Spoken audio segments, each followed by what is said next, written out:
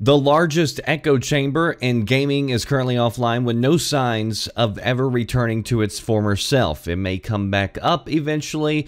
Currently it's offline right now, but even if it does come back up, I do not see it ever having the impact that it once did. For the last several years, Neogaf has been a hive mind who will turn on anybody in a split second in order to try to ruin their career or silence them by any means necessary if you didn't go along with their groupthink, which was rooted in extreme leftist ideology. And when I say extreme, I mean extreme. I mean, they took the whole you can't help who you love to a whole new level, even created a safe space for pedophiles. One of their own moderators expressing sympathy for pedophiles, talking about feeling sorry for their struggles, how terrible it must be for them not to get to act on their desires.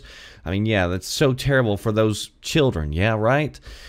Even going as far as to tell somebody who survived as an abuser that due to their unfortunate encounter, they didn't have the ability to view the discussion objectionably. And, I mean, they just brought the pedophiles out of the woodwork, had one of their own moderators talking about it. It was insane. They even banned Boogie2988, threatened to destroy his career because he didn't condemn Gamergate strongly enough, and he left the door open as to whether or not Gamergaters had legitimate arguments and if there were indeed problems with journalistic ethics in the gaming industry. And of course, heaven forbid anybody actually question the ethics of a journalist nowadays. They've attacked and harassed numerous individuals and will ban anybody who holds a different opinion, especially when it comes to the world of politics.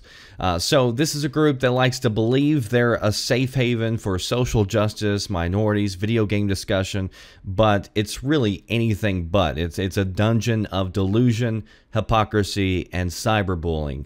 Its owner, Tyler Malka, has admitted in the past to sexually assaulting a patron at a bar in Spain, pretty much bragged about it, grabbing this girl's ass without her consent. And the point of it, he even states this, was to facilitate power over her because he thought that she was going to try to get one up on him by wanting him to buy her a drink. So he wanted to let her know that he was going to be in control. So he grabbed her ass. This happened back in 2012. And it's been widely known for years that this guy was not a nice guy. But if you brought it up, you were banned on the site. And of course, you may have missed it since the media completely ignored it.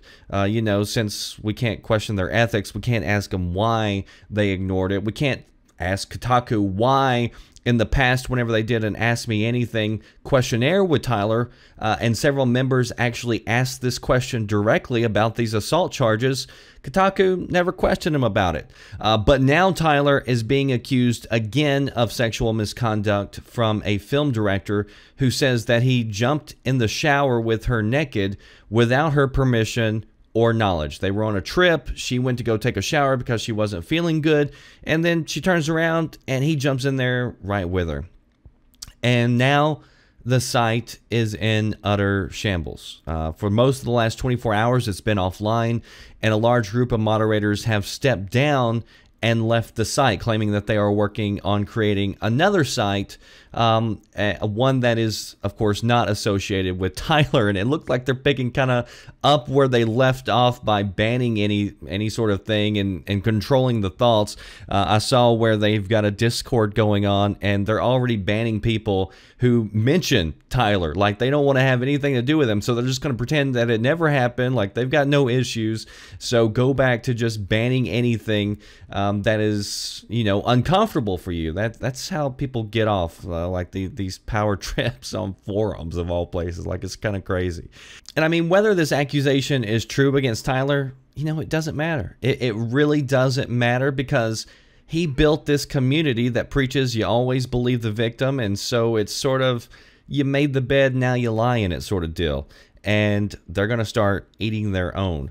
The damage has been done, though, and even if the site comes back, I don't think it's going to come back with near the impact that it once did. And I think that's a good thing. because this is a cancerous site who has shoved SJWBS down the industry's throat. They've catapulted groups like Feminist Frequency and banned anybody who dared question Anita's endgame. They used fascist tactics to silence anybody who dared question them along the way. And I think it's because they wanted to create this illusion that you have all these gamers who all think and believe the same way, and so that's why the industry felt forced to do a lot of these things, but it's just because they silence anybody else along the way. So they've had way too much power trying to twist developers into abandoning creative freedom and instead building games that simply check off certain boxes along the way.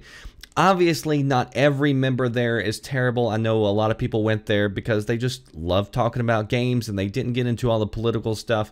I totally get that. But there were a lot of vile members in this community, with the vilest holding the most power and in powerful position as moderators who got off on their power trips on this forum. I mean, it wasn't long ago that one of the mods was arrested for child porn, which, again, didn't surprise anybody who's been actually paying attention to the crew running this place. But I think gaming is better off without them and their agenda. But I do understand the concern from certain corners of the industry. Quote-unquote journalists are probably a little worried right now. And understandably so, because they might actually have to start doing journalistic work instead of just copying news and reviews from forum threads. That's my 2 cents. That does it for me, The Red Dragon. I'll see you next time. Thanks for watching.